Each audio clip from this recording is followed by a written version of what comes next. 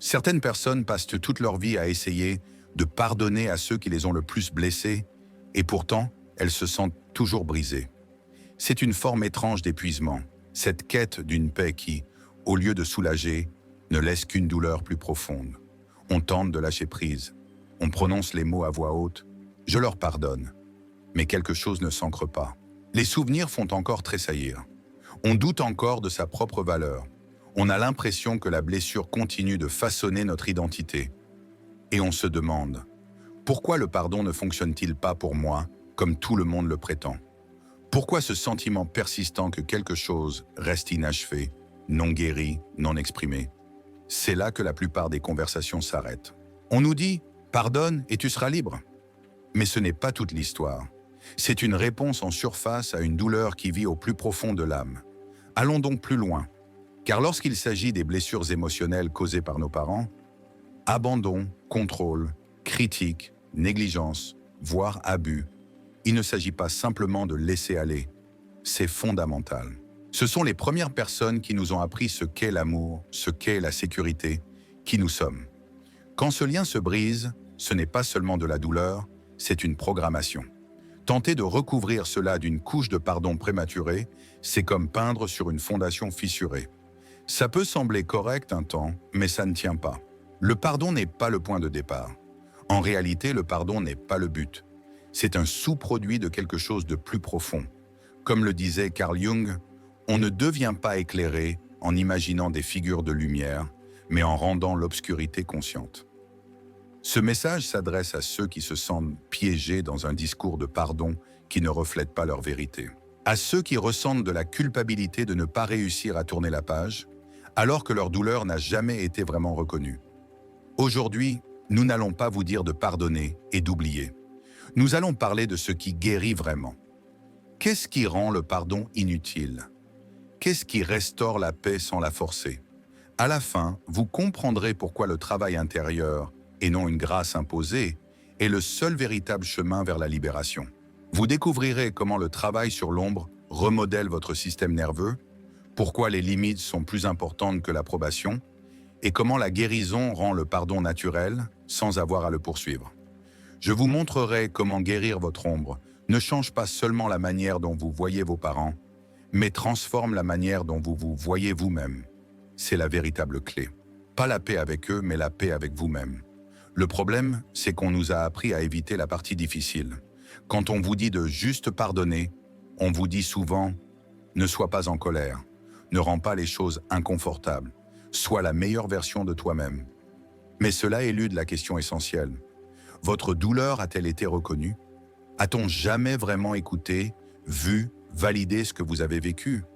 Ou vous a-t-on demandé de passer à autre chose sans que personne n'ait vraiment reconnu ce qui s'est passé? Le concept de l'ombre de Carl Jung est simple mais puissant.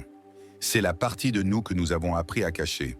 La douleur, la rage, la honte, la peur, les parties que nous avons été punis d'exprimer. Enfant, lorsque notre survie dépendait de l'amour, nous avons vite appris quoi réprimer. Que se passe-t-il quand ceux qui devaient nous protéger sont ceux qui nous ont fait nous sentir en danger? Nous nous fracturons, nous réprimons, nous nous déconnectons de nous-mêmes pour rester connectés à eux.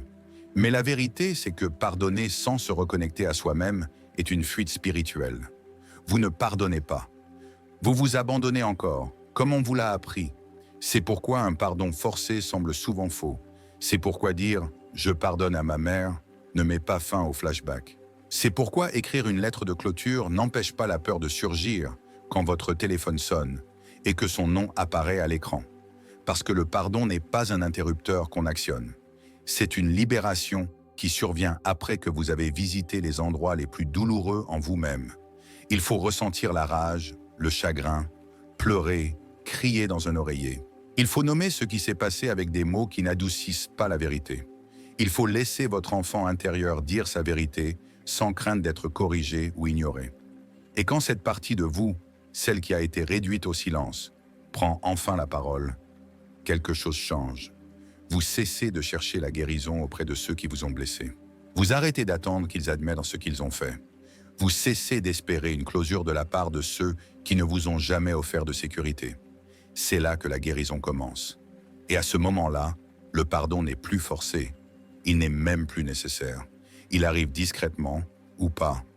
Mais dans tous les cas, vous n'êtes plus prisonnier. Il y a un point crucial à souligner, les limites. Car même si le pardon survient, cela ne signifie pas une réconciliation. Cela ne veut pas dire faire comme si rien ne s'était passé.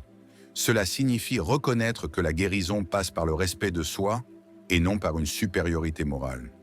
Pardonnez si cela vous semble authentique, mais n'oubliez jamais, pas par vengeance, mais par sagesse. Pour protéger votre paix, pour briser le cycle, pour devenir le parent que vous auriez voulu avoir. Car voici une vérité que peu osent admettre. Tous les parents ne méritent pas d'avoir accès à la version guérie de vous. Et cela ne fait pas de vous quelqu'un de froid. Cela fait de vous quelqu'un de conscient. La guérison ne commence donc pas par le pardon. Elle commence par la vérité. Et pas seulement la vérité de ce qui s'est passé, mais la vérité de votre corps. Car le traumatisme ne vit pas dans vos souvenirs. Il vit dans votre système nerveux. Quand vos premiers soignants ont causé de la douleur, par la négligence, la manipulation, les critiques, l'abandon ou des abus, votre système nerveux l'a enregistré, non pas en mots, mais en sensations, en énergie, dans le langage silencieux de la survie. Peut-être sursautiez-vous quand leur voix devenait tranchante. Peut-être reteniez-vous votre souffle, attendant que leur humeur change. Peut-être avez-vous appris à vous excuser, même sans savoir ce que vous aviez fait de mal. Et même maintenant, des décennies plus tard, votre corps suit encore ces vieilles règles. Vous ressentez de la culpabilité à poser des limites. Vous vous figez quand quelqu'un élève la voix. Vous faites plaisir aux autres pour éviter le rejet. Et ce n'est pas parce que vous êtes faible. C'est simplement que votre système nerveux a appris que l'amour était conditionnel, que la sécurité devait être gagnée. Alors quand on vous dit de pardonner à vos parents, mais que vous n'avez pas fait ce travail préalable, votre esprit peut être d'accord, mais votre corps panique encore, car il n'a jamais reçu le message qu'il est en sécurité maintenant. C'est là que le travail sur l'ombre rencontre la guérison du système nerveux. Vous ne pouvez pas intellectualiser un traumatisme pour le faire disparaître. Vous devez réapprendre la sécurité de l'intérieur. Cela peut signifier pratiquer la respiration, la thérapie somatique, un accompagnement informé sur les traumatismes. Cela peut vouloir dire trouver un espace où pleurer sans qu'on vous dise de vous calmer. Cela peut signifier quitter une réunion de famille sans vous excuser. Car la guérison n'est pas toujours gracieuse. Parfois, elle est bruyante, maladroite, émotionnelle. Parfois, guérir, c'est trembler et sangloter sur le sol de votre salle de bain parce que vous vous autorisez enfin à ressentir ce que vous avez retenu pendant des années. Et peu à peu, votre système nerveux commence à se recalibrer, pas vers la perfection, mais vers la présence. Vous commencez à reconnaître la différence entre l'inconfort et le danger. Vous commencez à choisir vos réponses plutôt que de réagir en pilote automatique. C'est là que les choses changent. Vous cessez d'avoir besoin que vos parents comprennent pour avancer. Vous arrêtez de réécrire l'histoire pour protéger leur image. Vous cessez de contourner votre colère en l'appelant pardon. Et puis, autre chose se produit. Votre estime de soi revient. Vous réalisez que votre douleur était réelle, que votre enfant intérieur n'était pas dramatique, trop sensible ou needy. Il était ignoré, invisible, non protégé, et il méritait mieux. Vous commencez à le protéger maintenant, par des limites, par du repos, en choisissant des personnes qui ne vous obligent pas à gagner leur amour. C'est ce que Carl Jung voulait dire par « rendre l'obscurité consciente ». Il ne s'agit pas seulement de découvrir une douleur refoulée, il s'agit de récupérer les parties de vous qui ont été abandonnées, les parties qu'on vous a dit de taire pour survivre. Et quand ces parties sont accueillies, non pas jugées ou réparées, mais simplement vues, le besoin de pardonner devient de plus en plus petit. Il cesse d'être un objectif, il cesse d'être une obligation morale. Et peut-être, éventuellement, il devient une libération discrète. Ou peut-être pas. Dans tous les cas, vous n'êtes plus défini par ce qu'ils ont fait. Vous êtes défini par ce que vous en faites maintenant. Maintenant que vous comprenez pourquoi le pardon n'a pas à venir en premier, ni même à venir du tout, il est temps de se concentrer sur quelque chose de bien plus puissant. Ce que vous pouvez réellement faire pour guérir. Car guérir n'est pas juste un concept. Ce n'est pas une idée vague, c'est une pratique. Et le travail sur l'ombre est votre boîte à outils. Le travail sur l'ombre ne consiste pas à blâmer les autres pour toujours. Il s'agit de voir les parties de vous-même qui ont été cachées et de les inviter à revenir chez elles. Cette peur de l'abandon, la colère que vous réprimez, cette voix qui dit « je ne suis pas assez bien ». Cette partie de vous qui se fait petite face au conflit, vous n'avez pas besoin de combattre ces parties. Vous devez les écouter car chacune porte un message, une blessure, un souvenir. Et sous chaque ombre se trouve une version de vous qui voulait juste être aimée en sécurité. Alors, comment faire concrètement? Premièrement, identifiez les schémas, pas seulement les personnes. Commencez par ce qui fait encore mal. Pas comme une histoire que vous ressassez, mais comme un schéma que vous voulez comprendre. Par exemple, j'ai peur de décevoir les gens. Je me sens coupable chaque fois que je dis non. Je ne fais confiance à personne pour vraiment me voir. Une fois que vous avez nommé le schéma, demandez-vous, où ai-je appris cela? Qui m'a appris que l'amour équivaut au silence? Que bien se comporter signifie rester petit? Ce n'est pas pour rester coincé dans le passé, c'est pour libérer les parties de vous encore bloquées là-bas. Deuxièmement, rencontrez votre enfant intérieur sans jugement. La plupart de vos ombres ne sont pas mauvaises, elles sont juste jeunes. C'est la version de vous qui a été punie pour avoir pleuré, ignoré quand elle avait peur, ou moqué quand elle était vulnérable. Fermez les yeux, visualisez-la, parlez-lui doucement. Dites « Je suis désolé que tu aies dû traverser ça. Tu ne méritais pas d'être traité ainsi. Tu n'as pas à gagner l'amour.